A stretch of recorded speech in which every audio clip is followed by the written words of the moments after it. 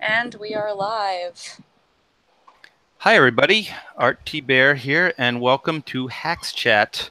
We welcome everybody into the studio here, which is called Hack Shack Studios. And it's a little studio that I've had for about 30 years now. Maybe less, maybe more. I don't know. I'm old. And we're going to sit and try to entertain you guys for an hour, talk about comics and whatever else comes to mind. And at this moment, I would like to introduce you to Taylor. Hi, everybody. I'm Taylor. I'll be reading your chat today, so feel free to light it up with any questions you might have. Taylor is also Tag the Comic Book Broad, so seek her out. She's entertaining. She can be entertaining even without me in the studio. That is not true. It's weird. She can just do that. Like it's amazing. Sometimes. uh, yeah. So, what do you want to talk about, Taylor? Today, I think we should tackle a very serious topic, What's that? something that a lot of people have been speaking of, but we haven't addressed yet. We haven't addressed. Is it the fact that poor people? What is it? What is it? Dumb. The reason people are poor is because they're dumb. Is that the thing that was floating around the internet? Oh, yeah, Is that what you were going to talk about? that's one of them.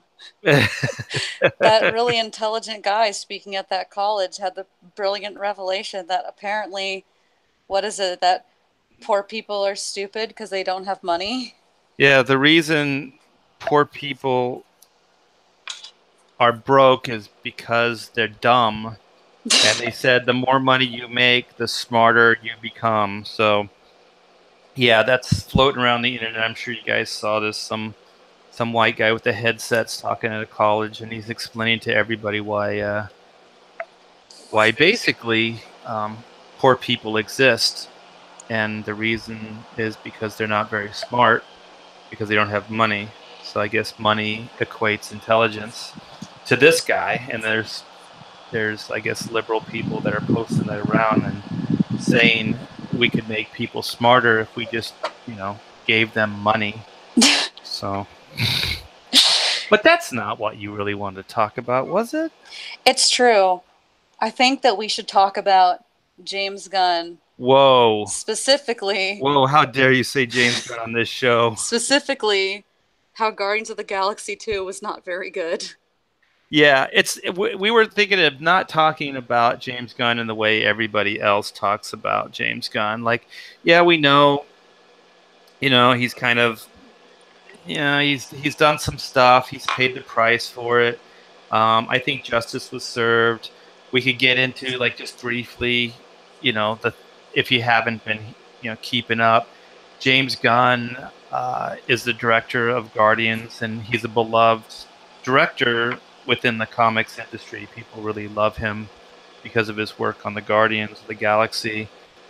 And I guess he had been posting on Twitter some inappropriate jokes about pedophilia, and Always a crowd pleaser. yeah, it's hysterical. It's a really, really hysterical topic to talk about, especially in open, in public, formats and forums. Yeah, it's great. People love it. It brings down the house. Yeah, it brings down the house. Like rape jokes. They love those.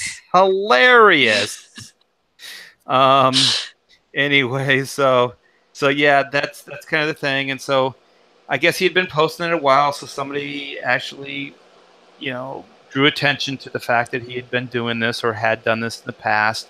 It came to light, and long story short, Disney fired him. And so there's a lot of people that are upset and defending James Gunn because he was fired, and they feel like he was wrongly fired. And my thing is, hey Taylor, did we ever look into this? Was the Roseanne show on ABC? Was it that's still a Disney affiliated program? I believe so. Correct us if we're wrong, chat, but I think it was on ABC. Yeah, so I just thought, well, if we're gonna live by these new standards, then let's just kind of get one standard going. And if it worked for Roseanne and she got fired because the mouse didn't like what she was saying, then I think James Gunn, what happened to him was just it was just them being consistent with the policy. I agree. And Taylor and I were talking about how ridiculous just the policy is. The policy is just kind of, it's not law. It's just made up. There's a bunch of executives behind closed doors, and they just make up policies and procedures of the way that their company's going to be run, and they probably shift and change depending on the regime or what they think is needed. Hmm. So it's not like James Gunn broke any laws or even Roseanne. It was just kind of bad taste, and Disney didn't want them representing their brand, saying stuff like that. And they have a right to do that. I mean, it's their company. They built this thing from the ground up, so they should have some kind of say in who works there and who doesn't work there. So anyway, I think that did we cover the James Gunn backstory? Is that Yeah, I pretty think much? everybody's up to speed now. Yeah. So I mean, we can talk about that if you guys have any insight or whatever. So I'm not opposed to that. But the real reason we were thinking is that Guardians 2 just isn't really that good. So when people are defending James Gunn and saying they want Guardians 3, I'm thinking Guardians 3 based on what? That Guardians 1 was pretty good and that Guardians 2 is okay. Um, I don't know if I want another movie from James Gunn. To be honest, I don't think Guardians 3 was the amazing movie. And it's definitely not, it wasn't so good that I understand the fan outrage, that they want him back Yeah, so he can make another movie. And even what is it, Dave Batista or however you say his name? the guy that plays Drax. Yeah, that he was saying like, I'll quit. I'll quit if you don't hire James Gunn back. And it's like, dude, there's not one boss I would ever make that statement for. I would never go out on a limb for any boss I've ever worked for. I would never go, you know what? You fire my middle management guy at Del Taco, then I quit.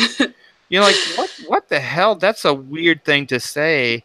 And also, like, if you're just looking after your own survival, why would you back that guy? Like Disney they can keep hiring you for multiple movies. James Gunn, his future is limited. Absolutely. It just seems like short-sightedness, and it's not even like you can go, oh, well, he's a hero, he's putting it on the line for that guy. But let's back up. Guardians 2, not that strong, and he did post up some really weird shit. Pardon my French. Weird stuff. And so I'm not saying he is a child molester, but he sure doesn't seem to have a problem with it, or he thinks it's funny. So anyway, do you have anything to add before we get into our review of Guardians 2? I think, like we were saying before this, usually when you guys tune into us, we've been talking about this stuff for a while, and then we're like, I should probably talk about this in chat. But like the whole, I'm just gonna call him Drax because I'll probably butcher his name. The whole deal with that actor is like, it's so silly because it's just like, I'll show you, I'll ruin my career, like as if anybody even cares. Like, and we were talking about earlier, like Drax is dead in the current movies, so he's making a threat to not play a character that Disney could easily just not bring back. Like that's not a great bargaining chip. He has no power. He has no leg to stand on. I guess it's honorable, like I said, to defend if it's his friend or whatever. But I always think too, I don't know if you guys, if your brain goes there, like if you defend somebody's action that's like questionable, does that mean that either you're questionable or at least that you have somewhat of a moral flexibility in the sense that you can go, oh, you know what? That wasn't that bad, you know? Yeah, like a tolerance for it. Yeah. Yeah, who knows? Apparently, according to the chat, the guy who plays Drax is very I'm gonna put this kinder than Sketch put it, but is it Sketch talk? Oh no, Geek Owl's talking about him, but I guess he Hey, kind of Geek Owl. has he has a past being a little SJW and talking about cyber Nazis and stuff. Okay. So maybe he is a little. I don't know that much about the guy. I just knew him only as Drax, but according to the chat, I guess he has a he has a pass with virtue signaling. But the thing is that's so weird about it is also it's not political. Like the left are trying to turn it into some kind of political, like this was like a tit for tat with Roseanne because Roseanne is, Republican and James Gunn is Democratic or a Democrat. Like I it's just a policy. This wasn't even personal. It Mm-hmm. had nothing to do. I think for once it's very, very clear that this was not politics or politically motivated. It's just a policy. I don't even think it was personal. I think the executives at Disney just went, I think this is the way we're going to have to distance ourselves from this guy, to keep the brand strong. And I don't blame them. I think if I had an employee that was doing some screwy stuff that I didn't like or that I thought was morally weird, I don't want to get too judgy, but I think I would want to distance myself from that guy because, just like what we're talking about with that Dave Barista or Batista, um, when you associate with them, you almost seem like you're guilty because you're defending it. You know what I mean? Mm-hmm. Like, that's a weird thing to defend. Like, I defend my friends' rights to go to weird parties and dress up like children, or what was he, like a priest? Yeah, and like that only really works if like you just happen to be at one of those parties yourself. Because like, why would you stand by something like that? Yeah, he's like dressed up, and there's like these little, like they're women, but they're dressed like little girls sitting on his lap and stuff, and like that's weird. That's what are we saying? Like normalizing bad behavior. It's just weird, and I don't think as a general population that we should actually, I don't know, go along with the normalization of weird behavior. Yeah, like, do we have to pretend that that's not creepy as hell? Yeah, it is creepy as hell. Good one, Tag. I You call them as you see them. think that the chat agrees.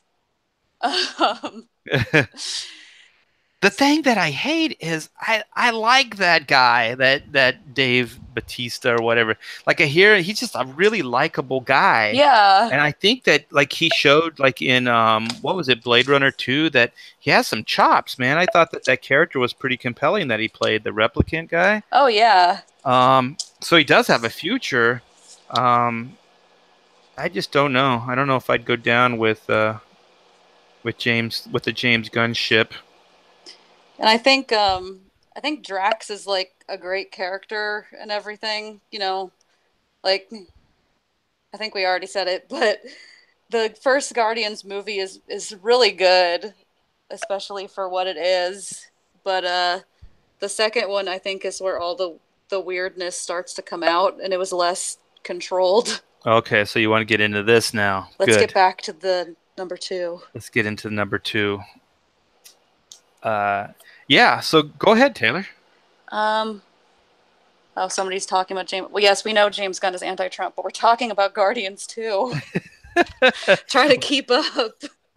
What we want to do is just show that in this that maybe James Gunn isn't quite the cool director and so amazing that everybody is defending because I know a lot of my comic book friends and even just my civilian friends that thought Guardians 2 was okay, but it was not even close to Guardians 1.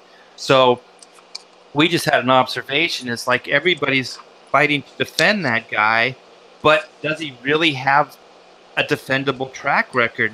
Does he really have anything that we should get crazy about? Like, oh man, Guardians can't go on without that guy. He's so amazing. Only one person, James Gunn, can do this. And I, when Taylor and I started really keeping score of like his track record at Marvel, I don't I don't know if it's that strong. I don't know if Guardians 2 was the major I mean, financially, it did well, but Mm-hmm. so did Iron Man 3. And Iron Man 3 did well because it was based on the success of the other movies, the other franchise movies, and it was coming off of the Avengers movie. So there's a lot of factors that enter into why these things succeed and why they don't. So it's not always that it's a great movie. So I don't know. Is anybody agreeing with that? It's maybe at best an okay movie, like Guardians 2? I can't tell if the James Gunn hate is just so strong right now that people are agreeing with us or if they really agree with us. But a Geek Owl says Guardians of the Galaxy was good, but a lot of the jokes fell flat. And I think that's kind of the main flaw of the movie is like every practically every line in that movie is a joke. Well, Taylor had an observation that there's even a weird pause, like sitcom pause, for the jokes, for laughter. Like there's like this weird kind of stagnant moment that happens after some of the jokes.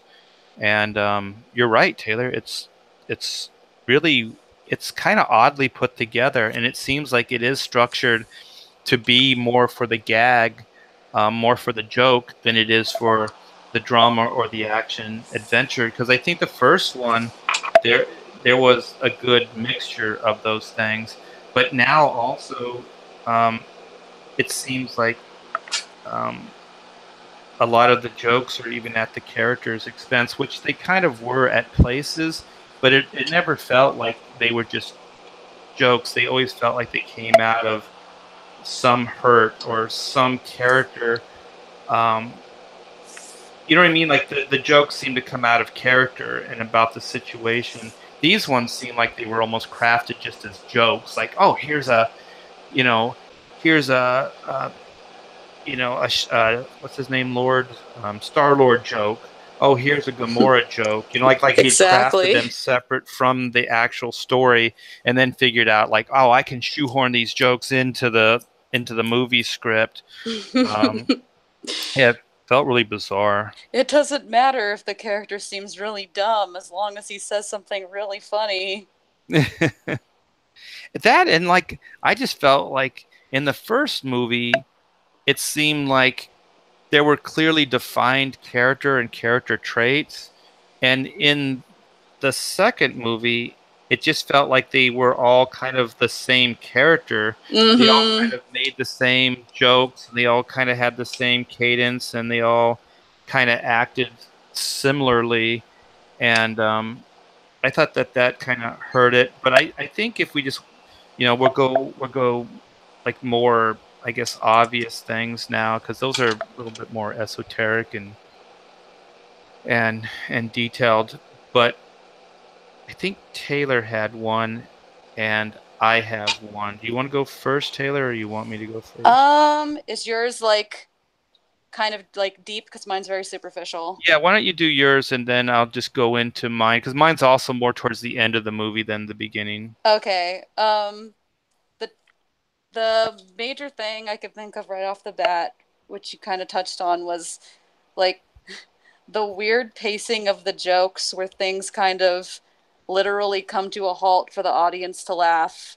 Like when Drax just says he asked Star Lord's dad, "Do you have a penis?" And then the movie pauses and it shows all these characters' faces just like, "Whoa, I can't believe he said that." And there's a long pause as if waiting for the movie audience to get their laughter out before he can reply, "Yes, Drax, I do." And then they move on with the story. Hilarious. There's a lot of that in the movie, and there's a lot of characters like delivering lines and then revisiting the same line again. Like, did you hear that joke? Like, remember I said that? Like, they won't let it go. Yeah. And those are like my major um, things. If yours is more story oriented, Well, there's two moments in the movie that get really, really self-indulgent, and one is the opening sequence with that with Groot kind of yes. dancing around and the music thing and all that stuff. It's like we get it. Let's kind of let's make it more dramatic. Like it just never changed the tone. The tone never got serious. It never seemed like they were in any real jeopardy because the tone always stayed in that jokey moment. And I think that that's fine, but I think like bust out of that and just get into some. I mean, on paper it does, but the tone Mm-hmm. never did.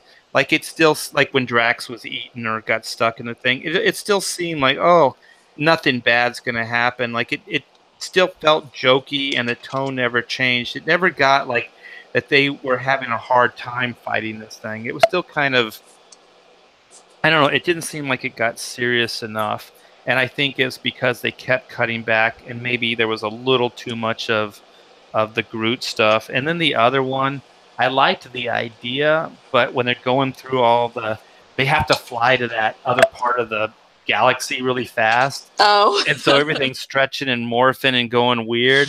I like that. I like weird stuff, but man, it just kept going on and on. It was way too self-indulgent.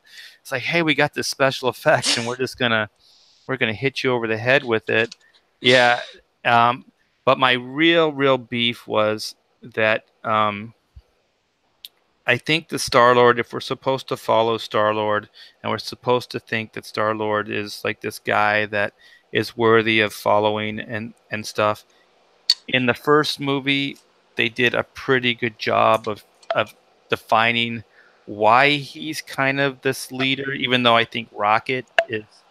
But Rocket doesn't have quite the people skills. And the only thing I can really see that Star Lord brings to the equation, just as a team dynamic before it was revealed that he was the son of a Celestial, Mm-hmm. was that he was able to kind of bring them together in a weird way. Like, so they didn't just fight and self destruct. Like, somehow he was able to kind of keep all those odd characters from killing each other. Because Yeah. he wasn't even necessarily like the moral standout in the team. Because that Gamora had quite a bit of morality too, maybe even more so than he did. Um, but in the second one, they and even in the Avengers movie, it they didn't really establish any real reason why you would listen to that guy, Mm-hmm. why you would care about that guy, why you would follow him in the way that they do, because Gamora and Rocket seem way more equipped to run that team. You know what I mean? Than And they didn't respect him. Like when he gave them orders, they went out of their way to show they didn't listen at all. Yeah, so I think it's funny and stuff, but I think the first one balanced it out a little bit better to where at least you could see the merit in him and care about him. In the second one, it almost seemed like he was just the butt of all the jokes, and especially in the Avengers movie, he just seemed like he was a complete like loser. Yes. And and I just think that if we're going to care about the character, we're going to say that he's the guy in charge. I think you have to walk that line. All those characters are are really dysfunctional in their own way, which is part of the fun of the story. But I think you can't like they even make jokes at at Rocket's expense, saying that maybe Rocket's kind of what was the perspective like the space? Oh. He's like that guy is really small, or what did he say? Yeah, like he doesn't understand the perspective of things being farther away, making them smaller. He legitimately thought that it was that the person that was far away was small, which like you'd have to be incredibly stupid, like to even believe that. Yeah, he can size up an entire prison, figure out how to get out of there. He can read all the people in the room. He even had Star-Lord's number, a way to manipulate him to steal a leg. Like he's not a stupid guy. And then like what was it? It was Star-Lord's, it was ego, right? That he saw like riding a spaceship or whatever it was. Yeah. And he's like, that's a really tiny guy. Like, oh gosh, really? There's duality of character and then there's just like inconsistency. yeah, it's like, wait, why would he not? I mean, maybe Drax, but not that guy. Um, and so, yeah, um, they had all those aspects, and then I'm just gonna cut to the chase. The end, where okay, I hope you guys saw the movie. Spoiler alert.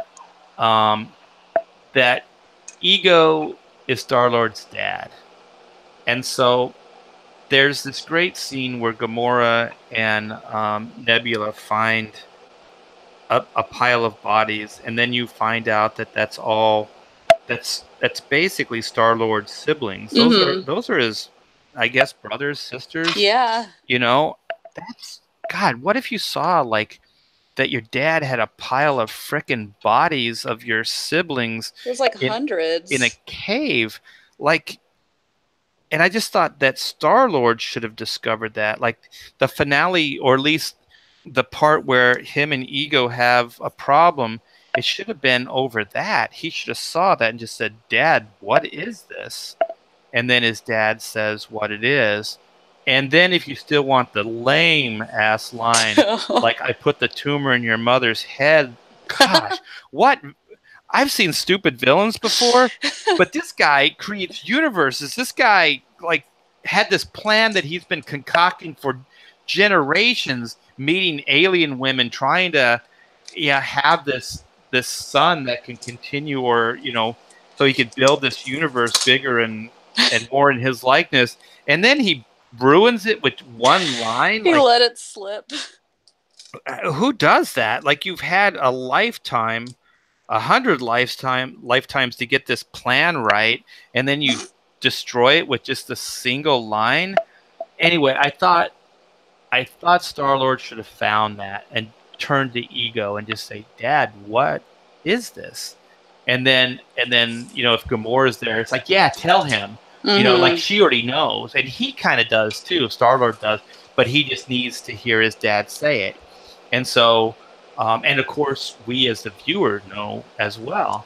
And so then Ego just says, "They're your brothers and sisters," and then he's like, "Holy crap! What did you do?"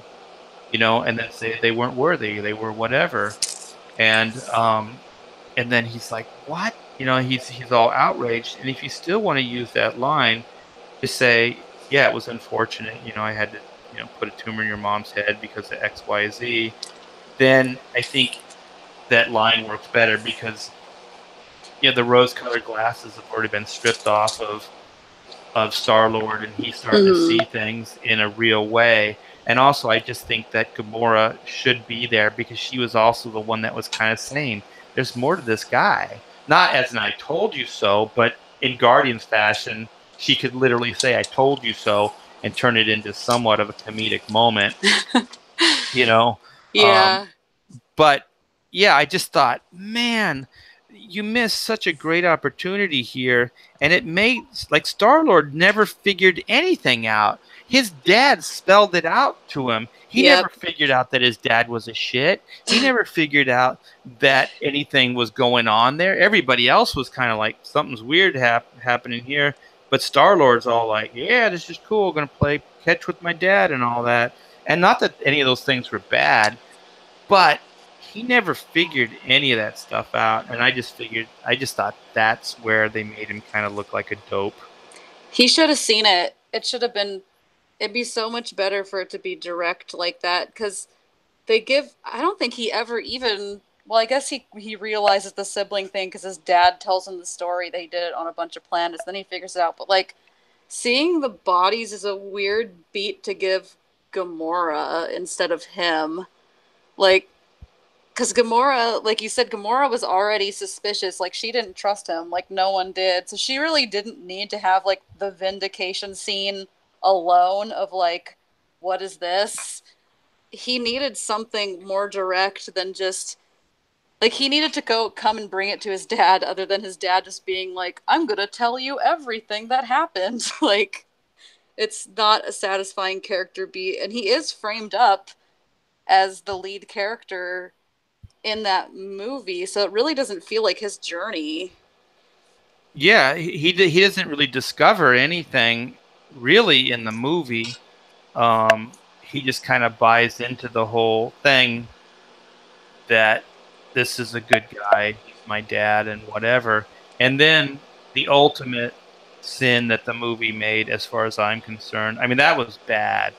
But when they killed, is it John Roker's character?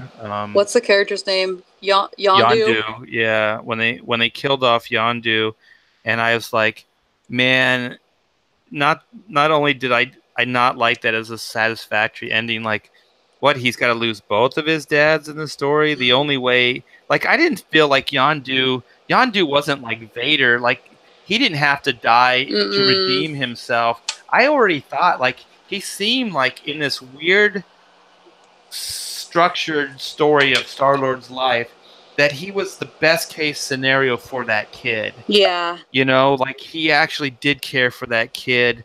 When they first found Star Lord and did all that stuff, and he did see that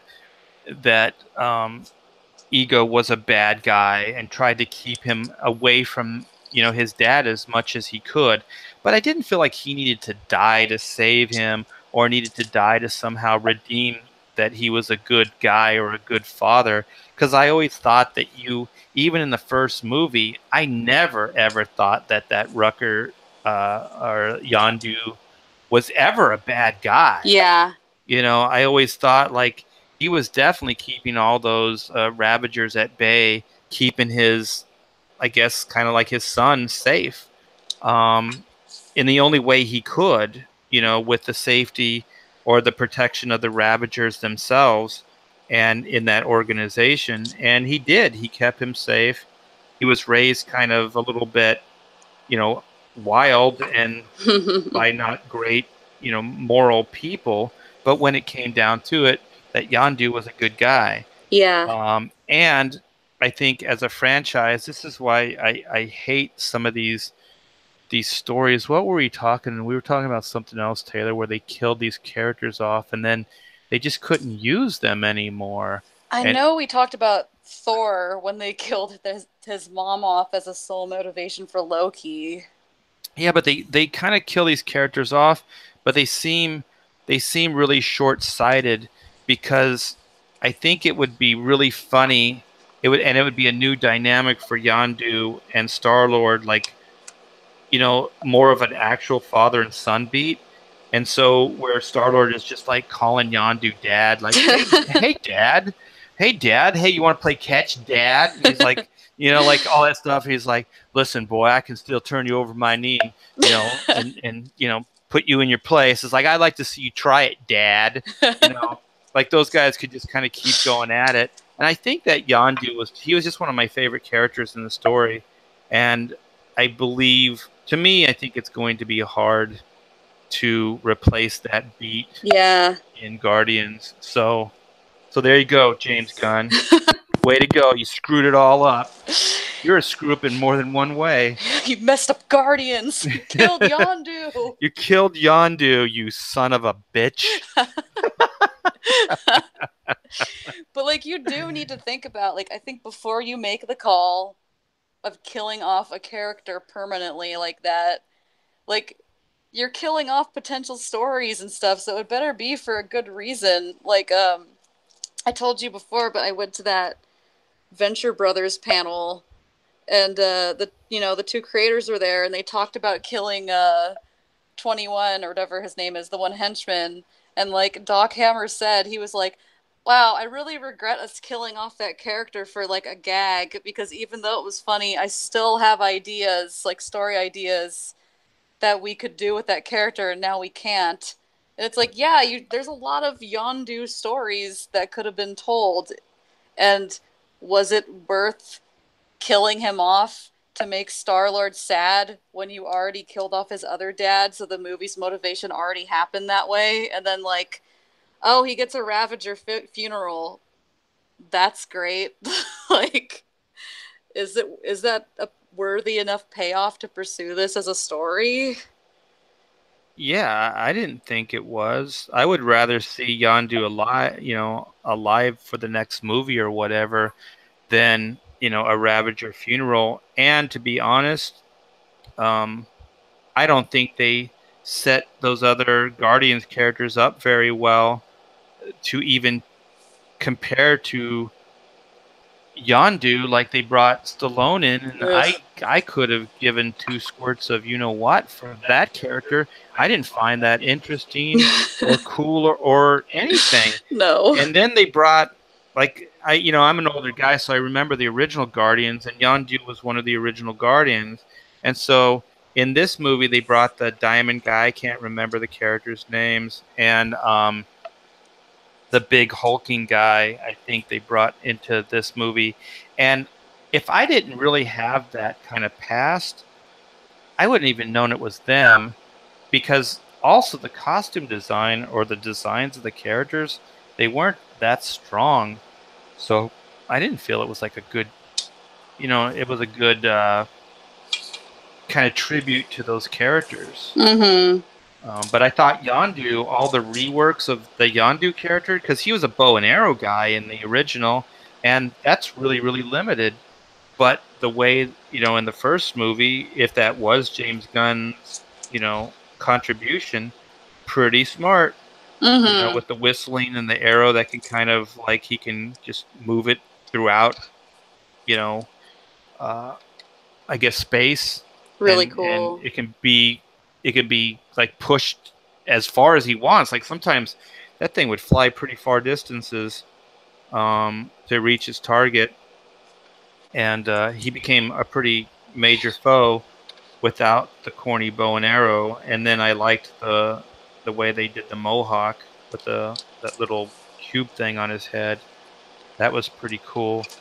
Oh, and then weirdly they trivialized that, right? Where like his henchman doesn't his henchman put that thing on his head and then becomes Yeah. like, It's not oh even attached to him. He can just replace it. yeah, so he wasn't even all that special. Anyone could just strap that thing on their head and control that arrow thing. Yeah, I thought that was like a special ability that only he could do, but I guess you just put that thing on your head and you have the same exact power. That's a great point to make. Like, you want to make a character seem replaceable. Yeah, just like Drax. Ooh, stupid James Gunn. I But was. anyways, I think I'm pretty sure we can go on, and we probably will. But I just wanted to point out, and we wanted to point out, that maybe James Gunn isn't all that cool, and that maybe he made a really good, well, not maybe, but he made a really good movie with the first one. But as far as the second one, I think it was okay, and the Gamora beat and some of that stuff that was in the Avengers. I don't know if he came up with that or if that's even based in the comic book or what, but I thought that was okay. But did did anybody think that it was going to end any other way for Gamora? Like, didn't as soon as he took her there, didn't you kind of get the feeling that he was going to die off her? Like everyone knew except for this really smart Gamora character. And then like that weird, like when she has the the thought, like, oh, because she's talking, right? She just spoon feeds, Yeah. like you have to have something you love and blah blah blah. And then it's like, oh shit, that's me. You loved me. Girl, learn Really? to read a room. In some kind of weird, pedophile way. Oh my gosh. She was just a little girl. Who does that? I'm this big, like overlord guy, and I just want to hang out with a little green skinned girl. That's weird. Is And did James he? Gunn Thanos? And did he? He did it again with Nebula too. Like I'm sure she was pretty young. Hmm. He's going scouting the youngins. There's a bit of truth to every joke they say. And sometimes jokes just aren't funny, right, James? Live by the gun, die by Ooh. the gun. James Gunn, an autobiography. That whole scene does have a weird vibe, I didn't like it. actually. It felt really weird to me at the time. And like It is really hilarious how she does that whole rant, like, haha, you can't do it. You don't love anyone. And like you said, they just show it slowly dawn on her, like, uh-oh. Wait a minute, he loved me. Then she tries to run, like there's anywhere to go. They're on like a random planet with Red Skull, and she tries to run. Oh yeah, Red Skull too. Where's that going? But That was weird. that's a subject for another another chat. Hey, if anybody has a quick like Red Skull explanation in the chat, please, I would love to hear it. Because for the life of me, I'm we're pretty good here at the studio figuring out motives and storytelling and things. I didn't understand the Red Skull popping up in that movie at all. Did you figure out anything, Taylor? I don't know if there's any like indication of that. We saw that movie together. I went with Art's family, and I think we all had the same reaction of like, oh, it's like we all recognized him, but we were all kind of like, okay, like it was a weird thing to throw in there. I have no idea, and I've never heard anybody really explain it either. That and it wasn't even that good. The scene wasn't even that good. It felt really weird and it didn't seem to fit the flow of the story. It felt like something that they were laying down groundwork for something else, but for the life of me, I don't know what that would be. It reminded me of like we said the other day in like Rogue One, where it's like you see a character from another Star Wars movie, but there's no real like context to them being there, so you just feel like, oh, I know what that is, and that's it. Oh, you know what? I just remembered what we were talking about killing characters off. It was Star Wars. Because we were talking about how Oh. many great stories you could tell with Luke interacting with other characters from, like the newer characters like Poe and Finn and Mm-hmm. Rey, and how he could be more part of it. And also, not to go off too much on a Star Wars tangent, but we probably will, uh, is is that it becomes Luke's story Yes. and not Rey's anymore. Because as soon as they point out that Luke was responsible kind of for creating, what is his name? Kylo? Kylo Ren, then it becomes less about Rey and becomes more about him. So it's his sin. It's him that committed and created the monster. It Mm-hmm. wasn't her.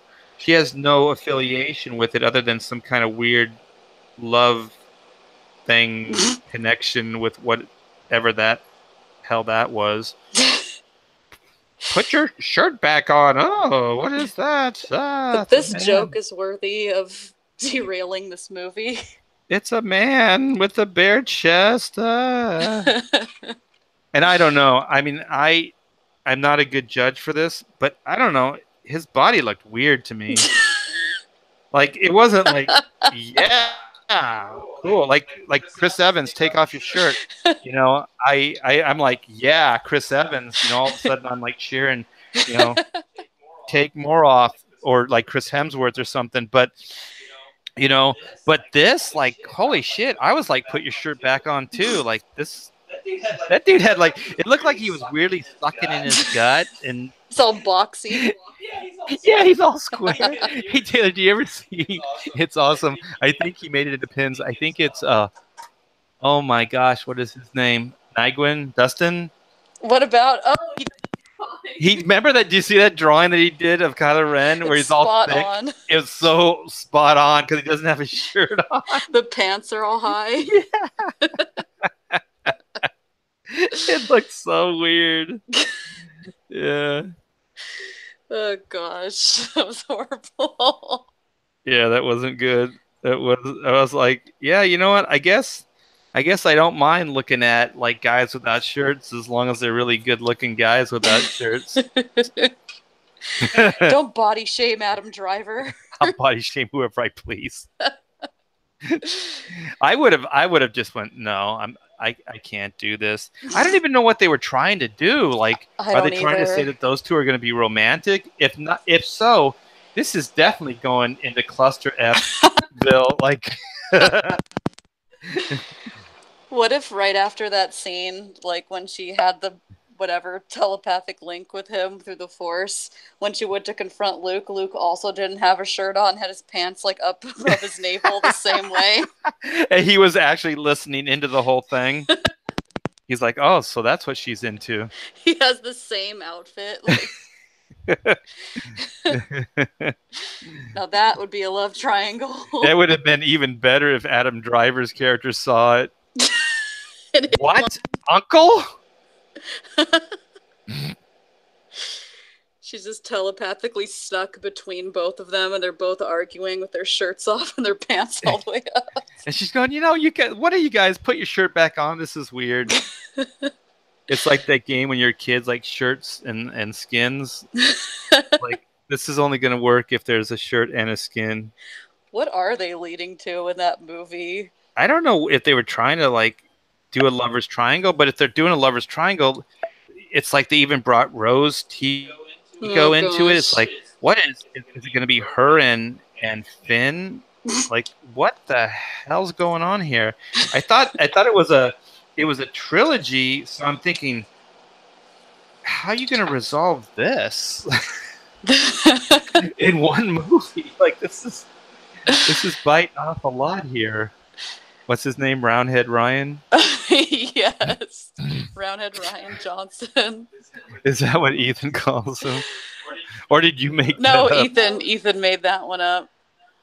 The chat, someone in the chat said, I just didn't want to pass this by because we could talk about Star Wars forever, that a good replacement for James Gunn as far as Guardians might be I'm not going to try to pronounce his last name, but Taika, you know, the guy that directed the Oh my last gosh, Thor? Thor. Yeah, Yeah. I could Yeah. see that. Holy crap. Even when that guy went off the rails on a crazy train in that Thor Ragnarok, um, I was like, so what? Like, because they did that whole Willy Wonka thing, and I was like, if the movie was like Guardians 2, I would have crucified that scene. But since most of that movie was pretty good, I was like, okay, whatever. Yeah, that says something that the movie was good enough where that scene didn't ruin it. Because, like you said, any other Marvel movie, I think that would be the part no one could forget about. Yeah, Yeah, it's Thor good. on like some kind of skiff, like with this Willy Wonka music going in the background. My gosh, that was such a weird choice.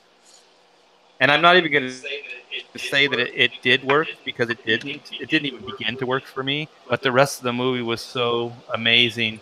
And you know what? This is also a nod to that Tigger, whatever that guy's name is. Taika. Taika is they used uh that Zeppelin song, Oh. the Immigrant Song, and it didn't seem effed out. Like, usually when they use like, oh, it's gonna be Back in Black, and they use the AC/DC song, or they like use these 70s, early 80s songs. They just seem like, oh, Rock You Like a Hurricane, yeah, cool. Like, yeah, every trailer and their brother has done these things. Um, but it was kind of cool when Thor kind of gets his hammer back, and then Awesome. and I was like, oh my gosh, this kind of works. This is working for me, man. So yeah, if he can pull that off, if he could even pull off the fact that Jeff Goldblum, there was absolutely no explanation for why that guy was leading all those people and why anybody would follow such a clown, and you don't even care. Yeah, that's a good director because he wrote that too, didn't he? I believe so. And you're right. Like, that character really would have benefited from some, not a lot, but some elaboration as to how he rose to power.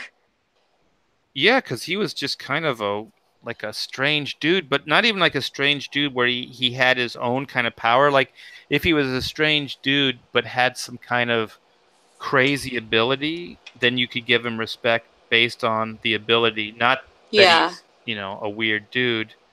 but they never really established that he had any ability other than that staff that could melt you, which was pretty cool. But you have a whole planet that's following you. Yeah, like, I guess he was a threat because of that thing, but that drunk Valkyrie was a threat because she had a magical device that could incapacitate anyone, so she could have been just as powerful as him. Yeah, that's true. Or even that one woman that was loyal to her Oh, that yeah. always handed him the staff. She Yeah, even he let had her hang on custody to of it at it. times. Yeah. Yeah, so that's actually I'd like to see that Taika do more directing, and I think he would be a great um, person to bring in there. And what was it? They were kind of working with Edgar Wright at some point too, wasn't Marvel? Yeah, for he was supposed to do Ant-Man. And by the way, like now that you bring that up, Edgar Wright got like fired from Ant-Man after doing a bunch of work and nobody stuck up for him, but they'll stick up for James Gunn. Yeah, well, because there wasn't the beloved Guardians, but like we've shown everybody so clearly that James Gunn was overrated anyway, because he really just did one good movie. Yeah, Yeah, way to go, Taylor. We did it. I think we did. Mission accomplished. We can't take away his contribution to writing the Scooby-Doo first two movies, but damn it, we're standing by this Guardians too. Yeah, because those Scooby Doo guilty pleasure. My daughter was the perfect age when those things came out, so I think I like them just because of the family moments. Yeah, we're not going to talk crap about Scooby.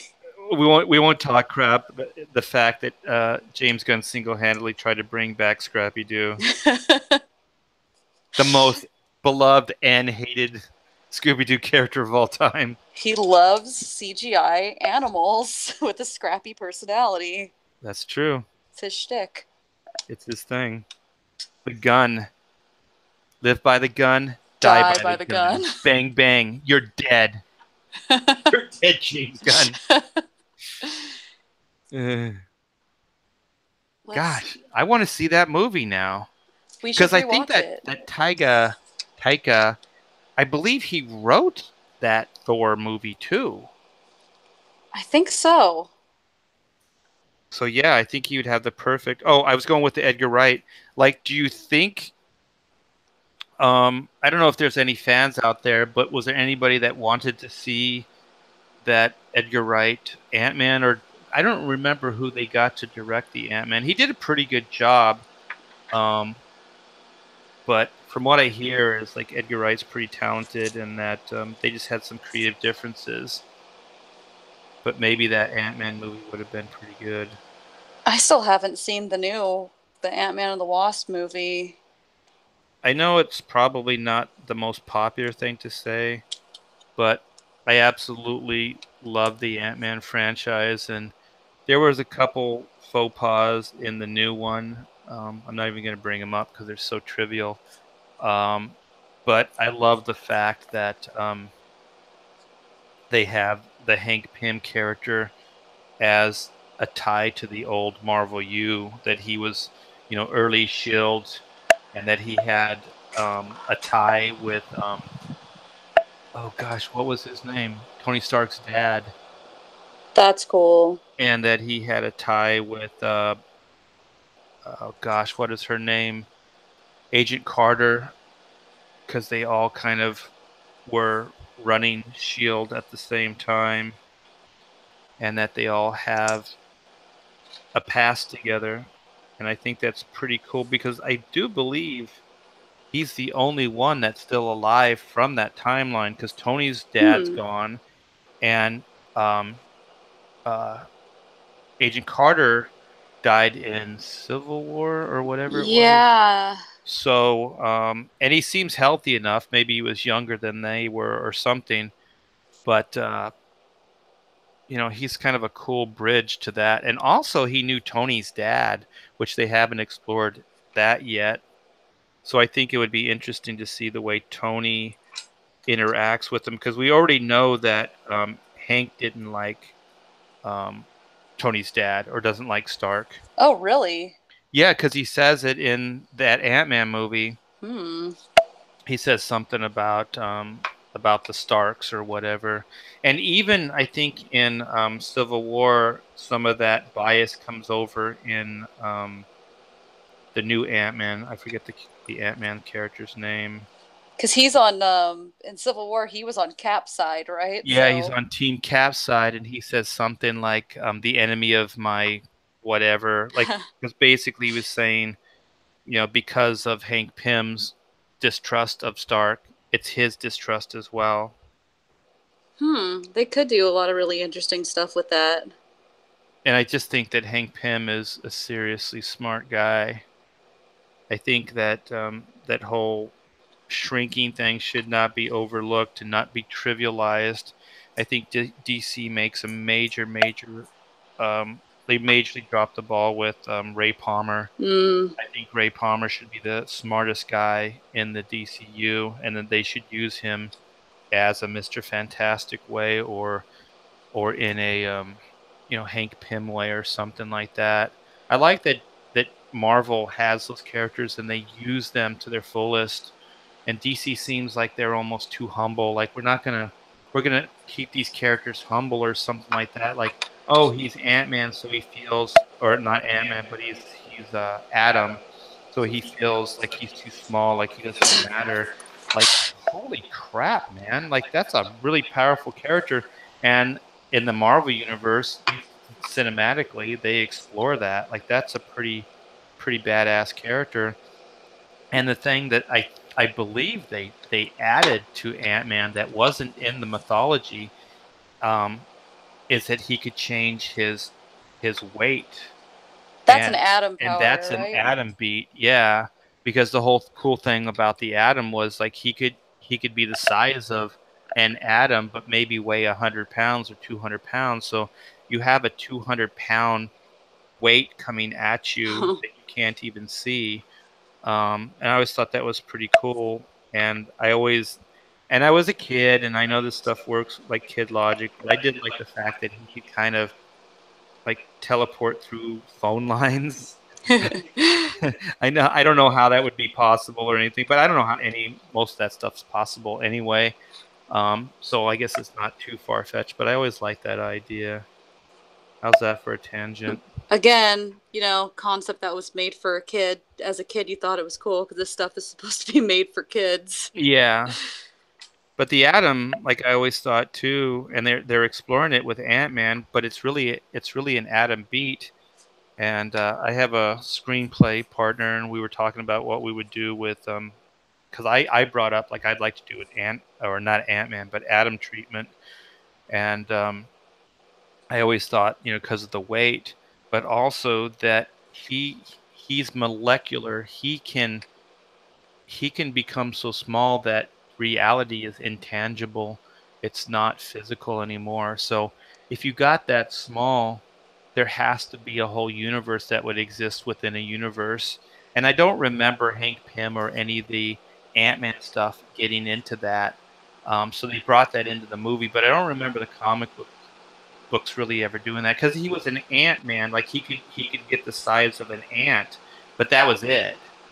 And then she was the wasp, but they weren't like the atom can get the size of an atom, you know. That's beyond microscope, that's really, really tiny. And I just thought you could play out a whole storyline where there's a reality, a world within a world, and that there could be sentient characters within that world, and that he could actually almost have like two lives. Like he could have the one that's inside, the molecular verse, and then his real world stuff, and that maybe he likes, he starts getting lost in that molecular world. Maybe even he meets somebody or has Hmm. a family or some weird stuff, that starts going on to the point where he's almost more in that place than he is in our world. But anyways, I always thought that Ray Palmer was a pretty cool character.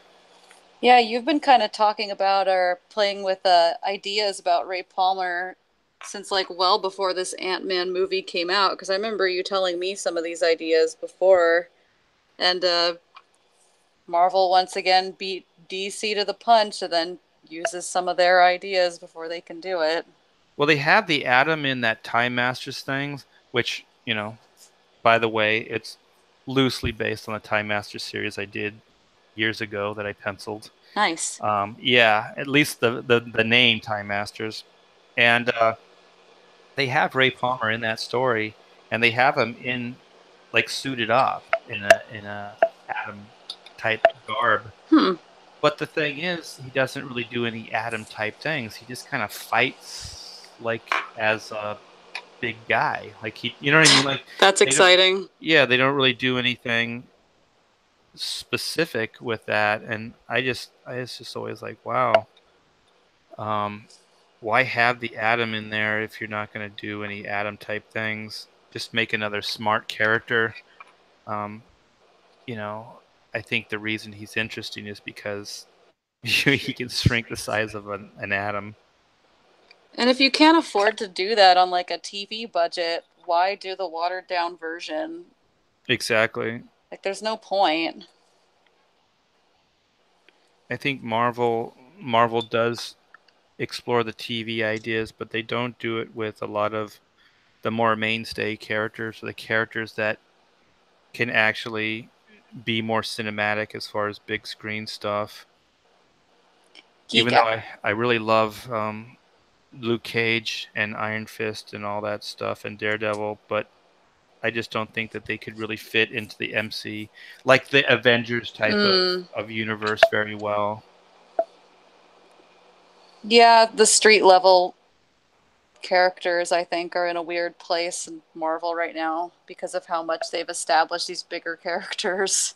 Yeah, and it's a hard enough sell to make Hawkeye work or to make the Wasp work, but at least they did it in a fairly organic way that they were spies in Shield and they weren't really superheroes per se. They kind of become that by their association with the Avengers. But they're really just kind of like super spies, which is still pretty damn cool. But it's a way of making those ideas work.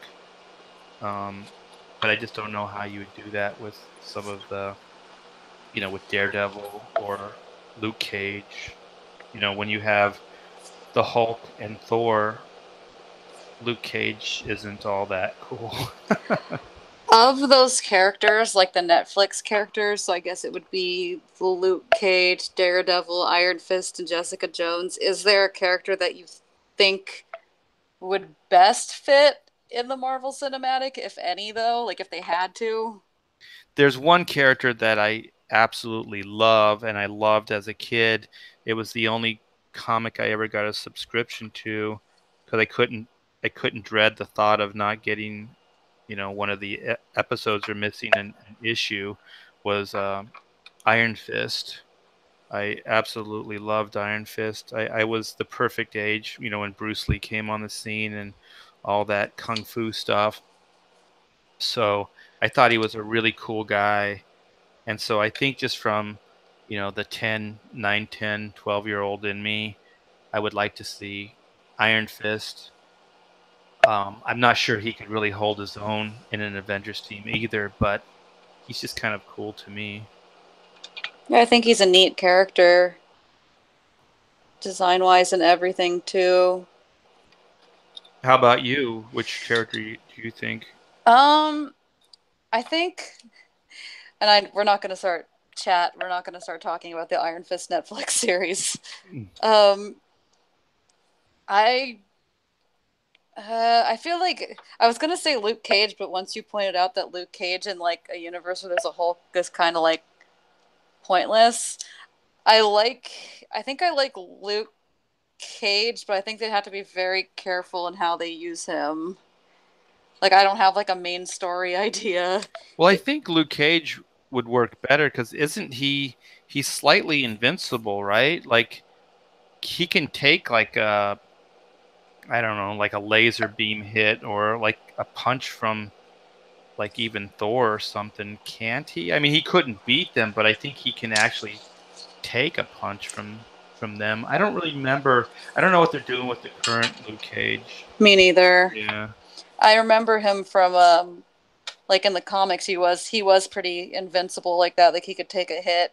And in ways he could be a more interesting everyman character than I guess Hawkeye was their everyman character, and people really love Hawkeye. So I don't know. I think the hardest sell would probably be Jessica Jones or Daredevil. definitely Daredevil. I don't even like in the comic when they bring him into like big super cosmic storylines because I always think like it just makes him seem like he's not cool um, when they put him into the different environments. Like he's really cool in Hell's Kitchen, he's really cool fighting mobsters and that type of stuff. But I mean, once again, you're standing next to Spider-Man or Captain America. I just don't know what you can bring to the team other than fodder for the other side to destroy. Pixel wants to know if you think the Punisher could hold his own in the MCU, and he also pointed out, which totally like debunks what I was saying. He said that Luke Cage got shot in the face by a shotgun one time, and he was comatose for days. So I guess he can't take that much of a hit. Well, that rules out any kind of big Avengers storyline.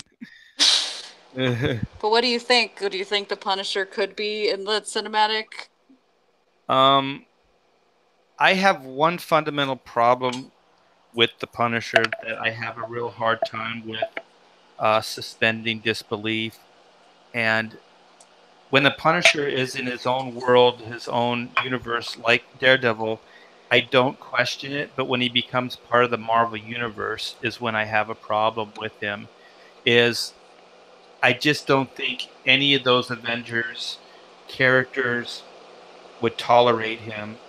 I I think what he does is so apprehensible for any kind of moral person, and it kind of spits in the face of what all those heroes are doing. So if what is it, Thunderbolt Ross had a problem with the Avengers um, in the last movie or in Civil War, I think not only he but every one of the Avengers themselves would probably police the fact or police and bring in the Punisher because I Mm. just don't think you can become judge, jury, executioner in a society and have the societal like that be normal for people, like that people would go, oh, that's okay, I'm totally okay with this guy with a skull on his chest, blasting people on the street just because he's seen some crap that we didn't or has made a judgment call. So I think the due process problem and just the lawlessness of the Punisher. Um, and to be honest, I think you could do a one shot story with the Punisher. I was it actually Civil War that they brought the Punisher into, and I thought it kind of worked because there was kind of an uneasy alliance, and I think he had some kind of information on Cap or Yeah. he had some way that he could help them, and I think in that kind of role it could work, but it would definitely be in an easy alliance, and it would he would still have to be kind of a background character in some kind of Avengers cinematic movie because he's not a frontline guy when you have Iron Man, Thor, Hulk, and these characters. And like I say, they kind of pull it off with Hawkeye and Black Widow, but I think if there were too many more characters like that, I think it would draw attention to that you would probably start thinking one of these guys has to meet his fate in this battle because they're just way outgunned. Yeah, it would be very hard to see a character like that standing and hanging out with like Captain America. Yeah, if Captain America and Iron Man had a problem ideologically speaking, I can't see those two guys or any of those guys being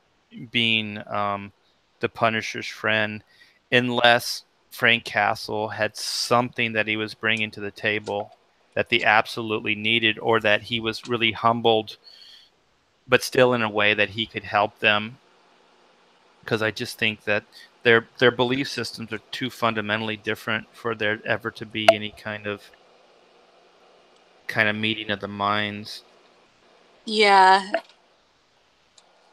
I think it would be kind of a difficult sell if you're gonna like if that story just passed after that. It'd be one of those weird like remember the one time the Punisher was here, hung out.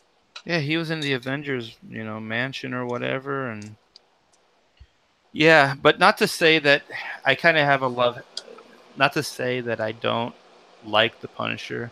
I definitely have a love hate with the character. I've seen him done really, really well, and I've seen him done really, really bad.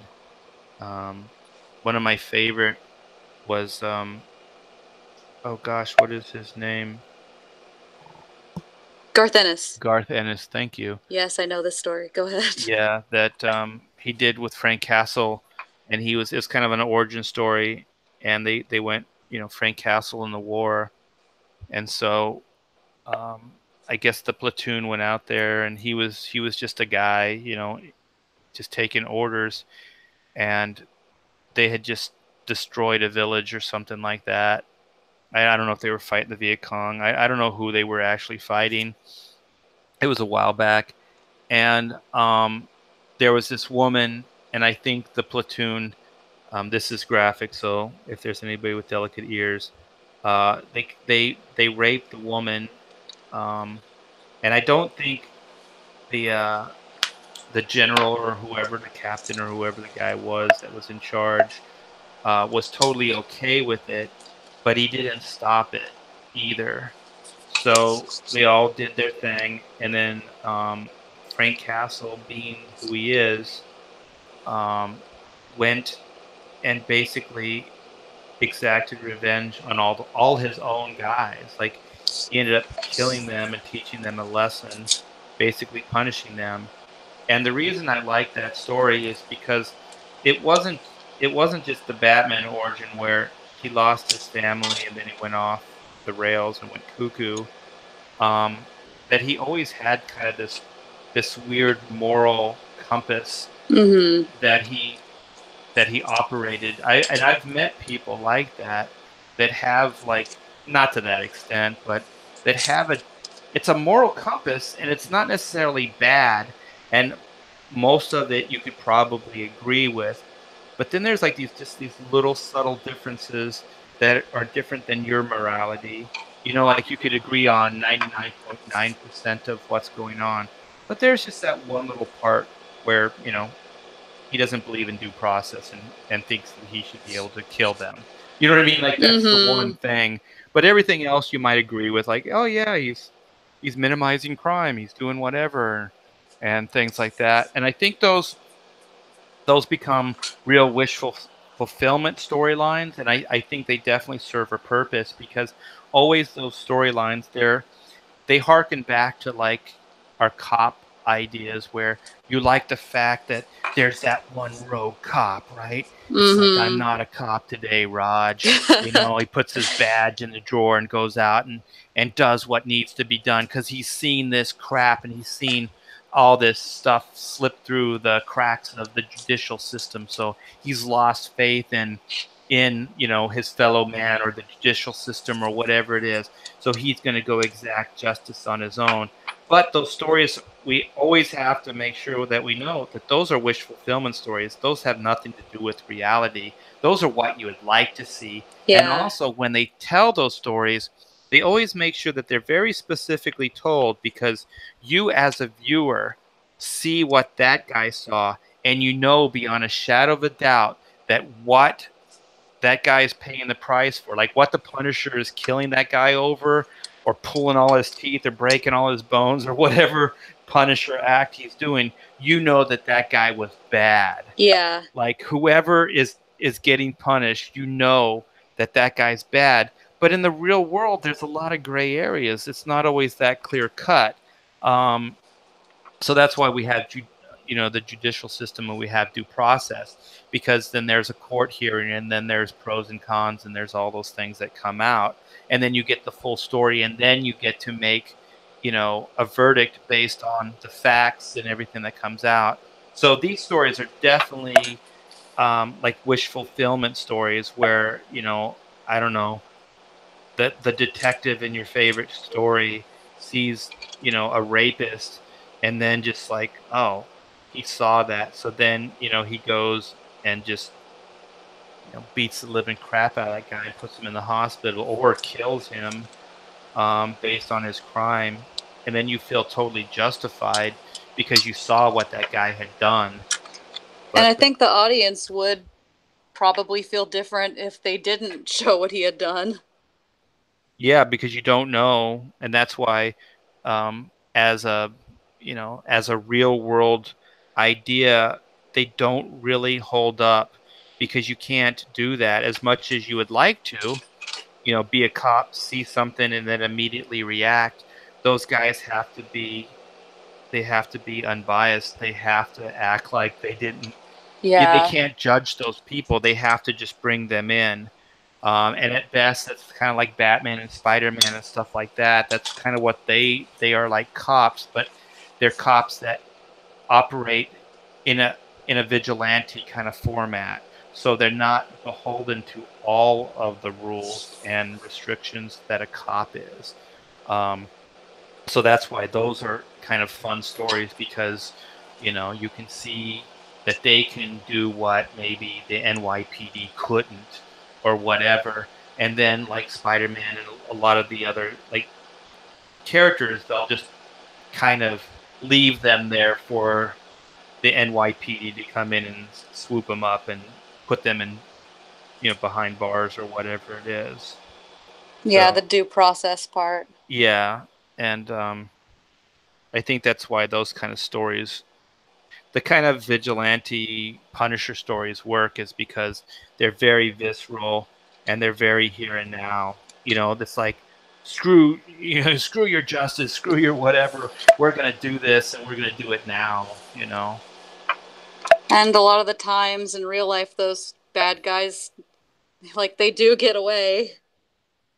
Yeah, it does happen. That's why people like these stories, because the reality is that, sometimes justice isn't served. Sometimes, good people pay the price, and sometimes bad people don't pay a price. And that's why these are wish fulfillment stories, because usually the way they should work out is that the bad guy pays the price, and then the good guy, takes them down. But But we all know that reality isn't necessarily like that. agreed. I think you started a moral debate in the chat. Uh-oh. Everybody's talking about vigilantism, and Pixel wants to know, and we should probably wrap it up soon, but this is a good question because you talked about this before. Um, with all that said, what do you think about Batman? No powers, a vigilante leaving people for the cops. Is he out of place in the bigger scheme in a world with Superman and Wonder Woman?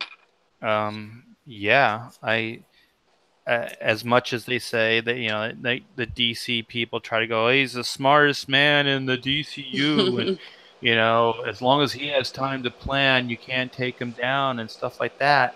The dude is still a human being. Like, I don't know, Batman versus Superman does. Okay, I'm going to be very, very judgmental Do here, it. and I'm not going to go off on too much of a tangent. We'll wait for another episode. Um, but the thing is, like Batman, Superman, Zack Snyder, who's the bonehead that's going, I want to see this fight? It's pointless. It's like an adult beating up a child. Like, Superman is going to win. It's it's not even it's not even close. It's like Mike Tyson going into the ring with like an infant. It's just clearly so one-sided. Even if Batman's the smartest man in the world, it unless he's just going to take him out with a sniper bullet and just be totally unfair with the whole equation, it's the only solution.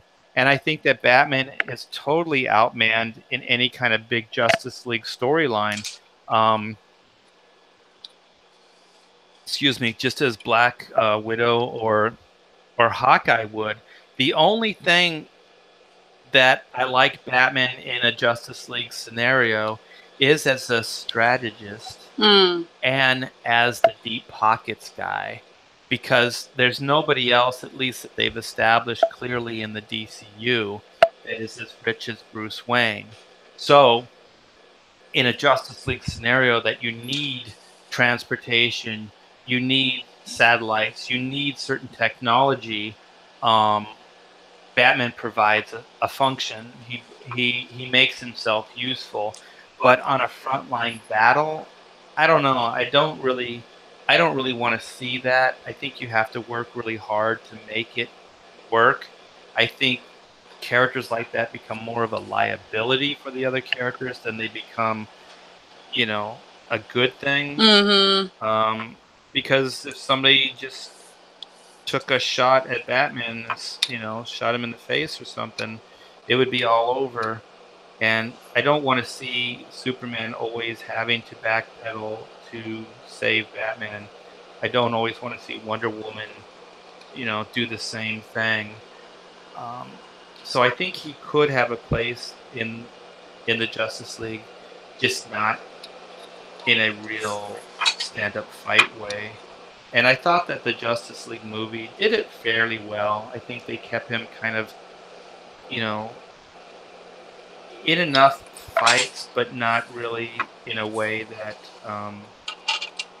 he was a hindrance to the rest of the characters. Like in Batman versus Superman, where Wonder Woman comes and starts beating up the monster, then Batman hides behind a rock. Yeah, That's a great situation to put Batman in, make him look really cool. yeah. Batman against in a doomsday scenario is ridiculous. It's Mike Tyson kicking a poor little infant around. It just doesn't make any sense. And I don't think they utilized Batman in that scene very well at all. He did seem very pointless. And I just think the way that Zack Snyder pitched that and the way they marketed that, I think it was all wrong. So I hope I'm not stepping on anybody's toes, but I just think setting it up Batman versus Superman was a dumb move. But we'll talk about this at some other point because it would take a long time. We maybe we have some ideas. maybe that'll be our next episode. So, is there any other cool questions or anything? Um, let's see. I'm gonna read the chat. I don't know how we got on this, but the chat is talking about gun control. You guys need to calm down. Are they for gun control or against it? um, I'll just read one before we close this. Okay. Um, Sketch says the problem with Gotham isn't Batman; it's that Gotham is a gun-free zone. I don't know. Is Gotham a gun-free zone? I don't know. To be honest, I don't really keep up on Batman. That would be interesting. So in Gotham City, they've mandated that guns are against the law. Is that what he's saying? I guess. I think he was just theorizing, though. Oh, okay. Well, I don't know. I don't think it would affect Batman at all because he doesn't use a gun anyway. Um, yeah, I think just personally, I think I'm not a gun guy.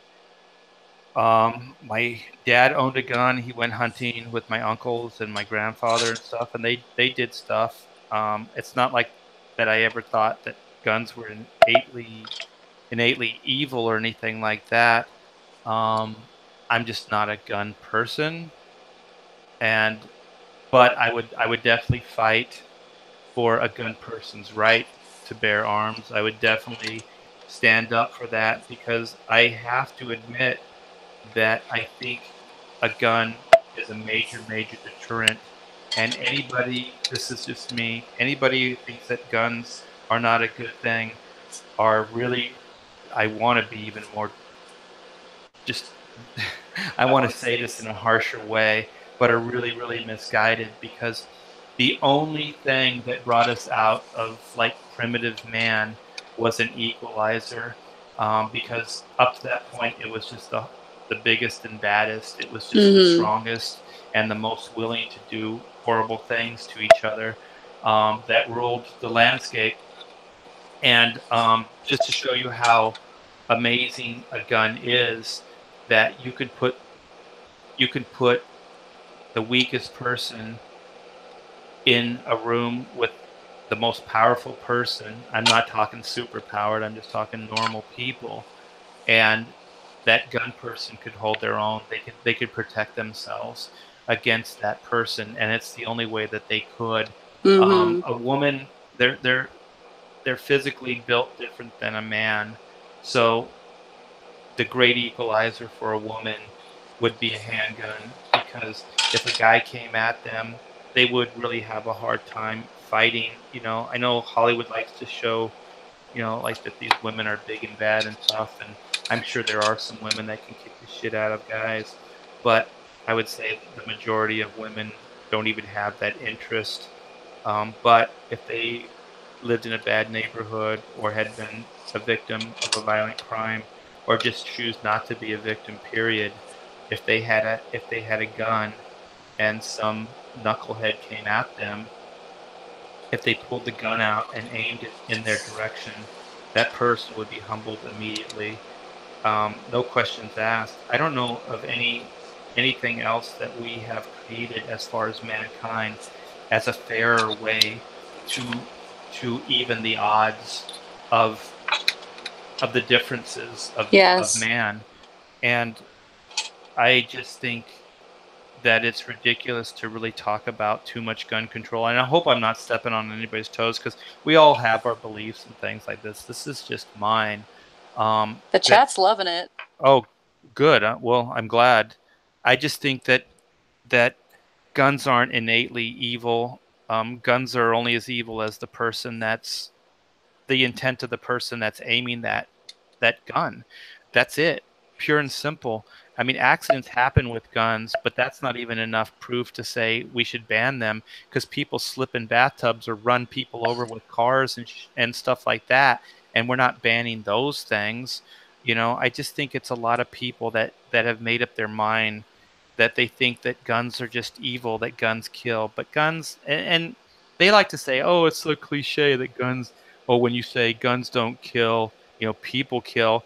But I don't understand why it wouldn't be anything other than that. Like that seems like a fundamental truth. Like guns, if I set a loaded gun on a counter, it's not just going to go off and shoot somebody. It's the intent of the person that's got the gun. I don't even understand why they think that that's a good comeback for the argument. Like, oh, really? You're going to use that as a defense? Yeah, I'm going to use that as a defense because it's a damn good defense. Sorry, it makes sense. That knife, is going to kill you. No, the knife isn't going to kill you. The person that's, got the desire to kill you with a knife is going to kill you. Um, geez, I don't know. I feel like sometimes I'm taking crazy pills here, like Magatu says. Like when people overly defend that, why are we even talking about this? I think that the gun has been the great equalizer throughout decades and generations, and generations. I mean, not to get overly, you know, crazy about this, but we had pioneer women in the West here, and most of those women were damn good shots, because when the guy would go off hunting, or even in a war or something like that, those women had to defend the homestead, and it wasn't like the neighborhood watch, or it wasn't the PD that came by and did it. They protected themselves, from whatever trouble came their way.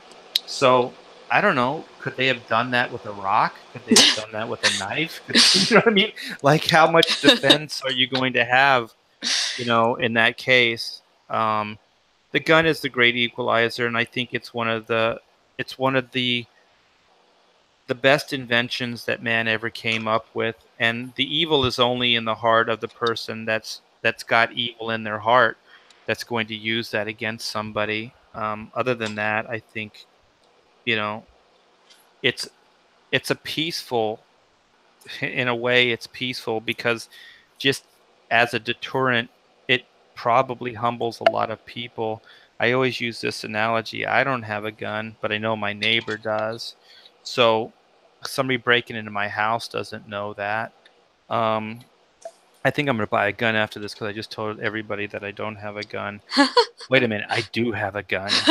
It's right under my seat. I see it. It's true. There it is.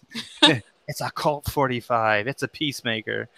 Um, but whatever, like, but it makes me feel more secure, the fact that there are people in the neighborhood that have those, and that somebody that's breaking into or thinking about breaking into somebody's house or ransacking their property might think twice before they do it, because they know that maybe somebody has a gun. But you take that away from that person, that choice, then God knows, you know, you want to be a victim, you want to take that chance. I like the idea that maybe there is somebody that has a gun, that maybe the reason why there aren't more robberies in this area is because of that, you know. But there's my soap opera rant. Well said. Huzzah. Sketch says, okay, he's buying black and white. And a handgun. Let's ban them. No. Yeah, let's see what kind of society we live in once we do that. And other societies that say, hey, there are other violent crimes that go up. Like they say, oh, murders are on the downside, but at the same time, break-ins and assaults and stuff like that are, like, go up because there's no guns. So, yeah, maybe statistically speaking, homicides go down. No shit, because there aren't guns. Of course, that's going to be, a statistic. But you'll find a lot of times in those areas, a lot of other crime goes up because the deterrent isn't there anymore.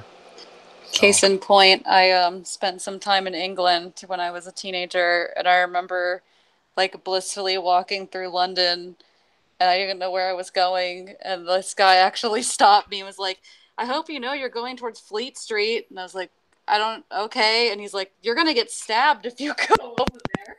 And I was just like, "Oh, okay." And on the news that day, there was like a crazy stabbing, so stuff still happens.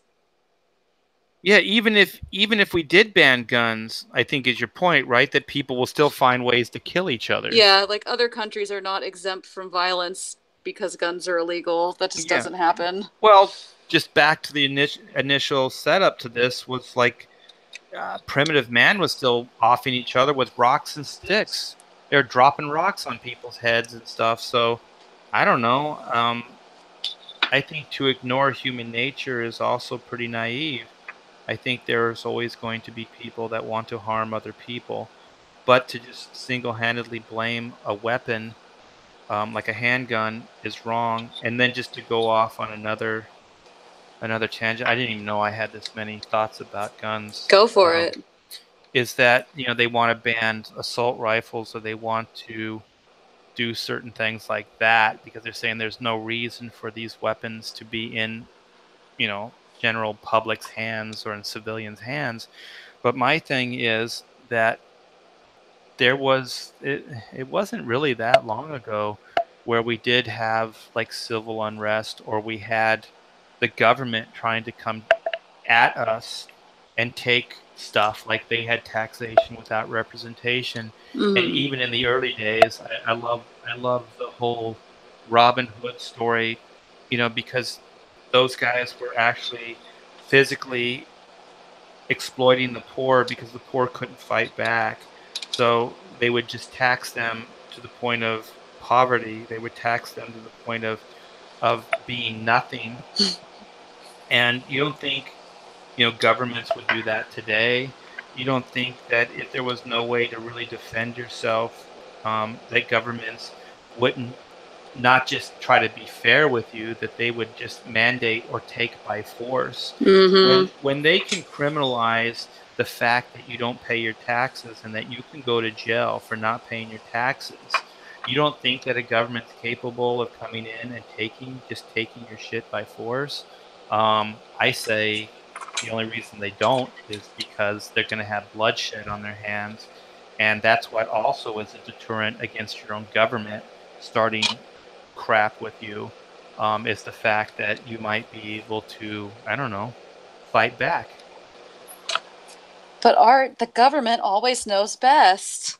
Yeah, let's bring some more socialistic programs into place, and let's give more power to the government, because they know what's best for us.